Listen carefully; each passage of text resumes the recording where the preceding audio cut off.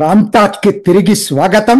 అమరావతి రాజధానిలో నిన్న ఒక ముఖ్య సంఘటన జరిగింది. 15 బ్యాంకు ప్రాంతీయ కార్యాలయాలకి ఒకేసారి శంకుస్థాపన జరిగింది. ఒకేసారి దాన్ని ఒక బ్యాంక్ స్ట్రీట్ అని చెప్పి నామకరణం చేశారు. అందరూ బ్యాంక్ స్ట్రీట్ అనే మాట్లాడారు. పెట్టినా పెట్టకపోయినా ఆ పేరే ఇంకా పాపులర్ అయిపోతుంది. మీ అందరికీ తెలుసు, తెలుగు వాళ్ళందరికి కూడా ఇప్పటికే ఒక బ్యాంక్ స్ట్రీట్ ఉంది, లేక కాదు. కాకపోతే అది నామకం తప్పితే ఈ పద్ధతిలో లేదు. ఎక్కడుంది?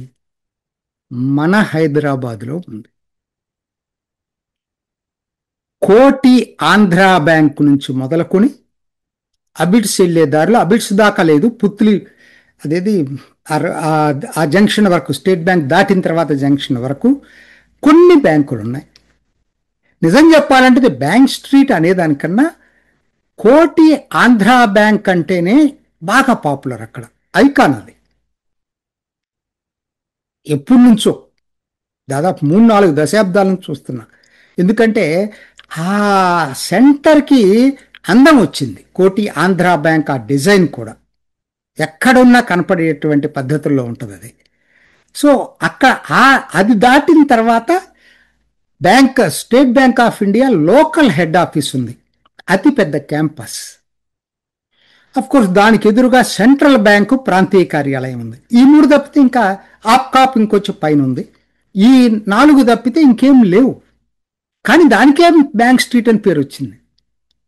మరి ఇవాళ అమరావతి రాజధానిలో స్టార్ట్ చేస్తుంది ఏంటి? ఇది 15 బ్యాంకులు, ఇప్పటికి ఇంకా కొన్ని బ్యాంకులు చేయొచ్చు. దీంట్లో రకరకాలు ఉన్నాయి. జాతీయ బ్యాంకులు ఉన్నాయి, నెబార్డ్ ఉంది, గ్రామీణ బ్యాంక్ ఉంది, కోఆపరేటివ్ బ్యాంక్స్ ఉన్నాయి, ఇన్సూరెన్స్ కంపెనీస్ ఉన్నాయి.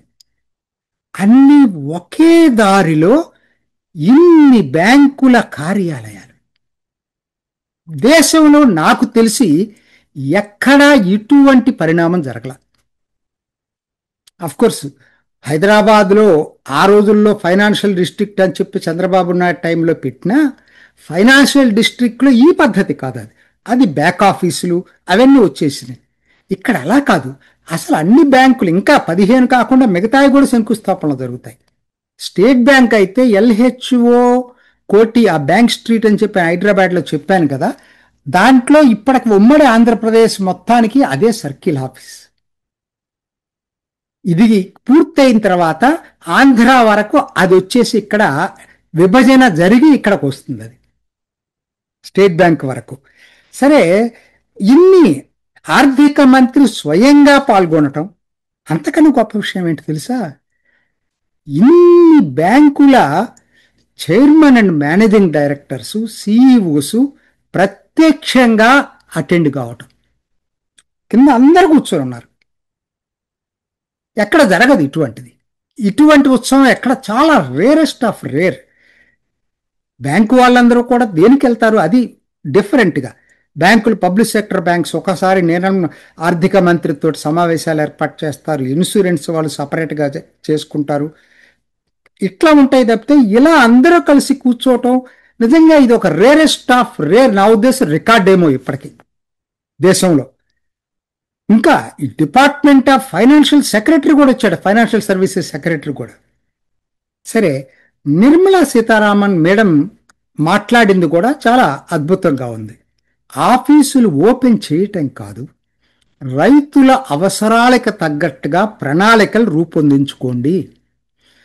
9 జిల్లాలు రాయలసీమ హార్టికల్చర్ హబ్గా తయారవుతుంటే దానికి సంబంధించినటువంటి రాష్ట్ర వ్యాప్త ప్రణాళిక అయినా, ట్రాన్స్పోర్ట్ అయినా, ప్యాకేజింగ్ అయినా, కోల్డ్ స్టోరేజ్ అయినా, ఇవన్నీ కూడా మీరు దాని అన్నిటికీ ఆర్థిక సహాయం చేసే పద్ధతుల్లో బ్యాంకులు ఉండాలి అని చెప్పింది. అయితే అదే టైంలో కాంగ్రెస్ మార్కు రాజకీయాలు చేయలే. జనార్దన్ పూజారి, నాకు బాగా నేను బ్యాంకు ఉద్యోగంగా చెప్తున్నాను, జనార్దన్ పూజారి అసలు లోన్లు ఇవ్వకపోతే తాట తీస్తామని చెప్పి బలవంతంగా లోన్లు ఇప్పించాడు. ఆవిడ ఆ మాట చెప్తూనే, ఇలా చేయమని చెప్తూనే ఆవిడ ఏం చెప్పింది తెలుసా? మీ కమర్షియల్ డెసిషన్స్కి ఇబ్బంది లేకుండా. అదండి తేడా. వీళ్ళు చెప్పేదానికను బ్యాంకింగ్ రంగం ఇవాళ ఎందుకు ఫ్లరిష్ అవుతుందంటే కారణం ఇదే. ఆ పదం వాడింది ఆవిడ. మీ కమర్షియల్ డెసిషన్స్కి ఇబ్బంది లేకుండానే డెసిషన్స్ తీసుకోండి అని. ఎందుకంటే అది మరి అది ఏదో పాపులిజం కోసం మాట్లాడకూడదు కదా. ఇదంతా కూడా దీంట్లో ఎందుకంటే ఇప్పుడు కొన్ని అయితే హెడ్ ఆఫీసులు ఉండొచ్చు. ఇప్పుడు ఉదాహరణ గ్రామీణ బ్యాంకు, ఆంధ్రప్రదేశ్ గ్రామీణ బ్యాంక్ ఇక్కడే ఉంటుంది, వేరే ఇదేమి ఉండదు. అట్లానే నబార్డు ప్రాంతీయ కార్యాలయం, వీటన్నిటికి కూడా ప్రాంతీయ కార్యాలయాలు వస్తాయి. ఇన్ని ప్రాంతీయ కార్యాలయం ఇంతవరకు నాకు తెలియదు అసలు. ఎందుకంటే నేను బ్యాంకింగ్ సంగతి నాకు బాగా తెలుసు కాబట్టి ఎక్కడా దేశంలో జరగల. అటువంటిది ఇక్కడ కొత్త ప్రయోగం చేశారు. ఇది ఎన్నో ప్రయోజనాలు ఉంటాయండి. ఎందుకంటే దగ్గర ఉండటం వలన అటు సెక్రటేరియట్ ఇక్కడే ఉంటుంది, బ్యాంకింగ్ ప్రాంతీయ కార్యాలయాలు ఇక్కడ ఉంటాయి. ఎందుకంటే ఇది గుండెకాయ అండి. ఏ రాష్ట్రం అయినా అభివృద్ధి కావాలంటే బ్యాంకులు ప్రభుత్వం అనుసంధానంతో వెళ్ళగలిగితేనే అది అభివృద్ధి అవుతుంది. దానికి పక్కపక్కన అన్ని కలిపి కోఆర్డినేషన్ చేసుకునే అవకాశం అటు బ్యాంకులకి ఉంటుంది, గవర్నమెంట్తో ఫాలోఅప్ చేయడానికి, గవర్నమెంట్కి ఉంటుంది బ్యాంకులతో ఫాలోఅప్ చేయడానికి. అద్భుతమైనటువంటి ప్రయోగం. అయితే ఇక్కడ నాకు ఒకటే బాధ ఒకటి కనపడతా ఉంటుంది. మన ఆంధ్ర దీంట్లో మొదలుపెట్టిన ఆంధ్ర బ్యాంకు, డాక్టర్ భోగరాజు పట్టాభి సీతారామయ్య మొదలుపెట్టినటువంటి ఆంధ్ర బ్యాంకు ఈరోజు కనుమరుగైపోవటం మాత్రం బాధాకరమైన విషయం. నాకు ఒక్కటే, ఇప్పుడు వైజాగ్ స్టీల్ ప్లాంట్ గురించి మాట్లాడేటప్పుడు వైజాగ్ స్టీల్ ప్లాంట్ విషయంలో అంతగా ఉద్ధృతమైనటువంటి ఉద్వేగంతో ప్రజలు స్పందించారు కదా. మరి ఆంధ్ర బ్యాంకు అసలు జాతీయోద్యమంలో ఒక స్వయం సమృద్ధి దీనికోసం మొదలుపెట్టినటువంటి ఆంధ్ర బ్యాంకు నామరూపాలు లేకుండా పేరు తీసేసి ఇంకొక దాంట్లో విలీనమయ్యేటప్పుడు ఎందుకు ప్రజలు స్పందించలేదో నాకు ఈ రోజుకి తెలియదు. నా ప్రయత్నం అప్పుడు నేను చేశాను, అప్పటికే రిటైర్ అయ్యాం కాబట్టి నేను చేయగలిగింది చాలా తక్కువ.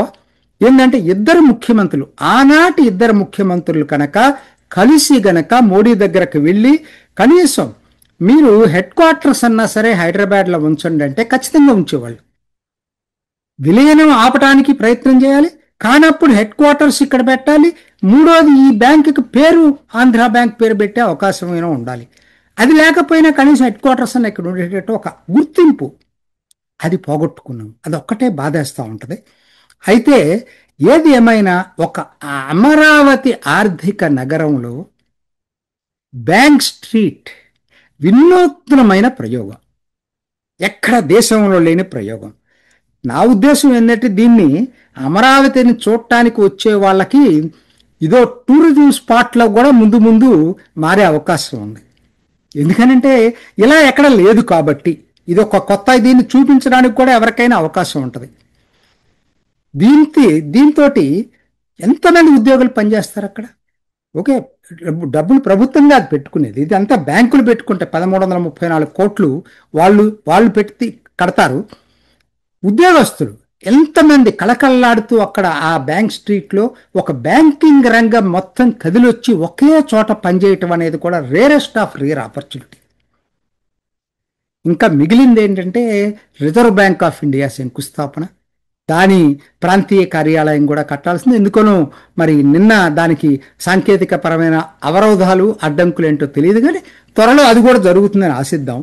మొత్తం మీద ఇది నాకు ఒక బ్యాంకర్గా ఈ పరిణామం చాలా ఆహ్లాదకరంగా ఉన్నటువంటిది. ఇది మీతో షేర్ చేసుకుందామని వీడియో చేస్తున్నా. ఇది ఈనాటి రామ్ టాక్. ఇంకొక ఎపిసోడ్లో మళ్ళీ కలుసుకుందాం. నమస్తే. చూసారు కదండి, మరి ఈ వీడియో కనుక మీకు నచ్చినట్లయితే ఒక లైక్ కొట్టేసి మీ అభిప్రాయాన్ని కూడా కామెంట్ బాక్స్లో తెలియజేస్తూ ఇలాంటి ఇంట్రెస్టింగ్ అప్డేట్స్ కోసం మా ఛానల్ని సబ్స్క్రైబ్ చేసుకోండి.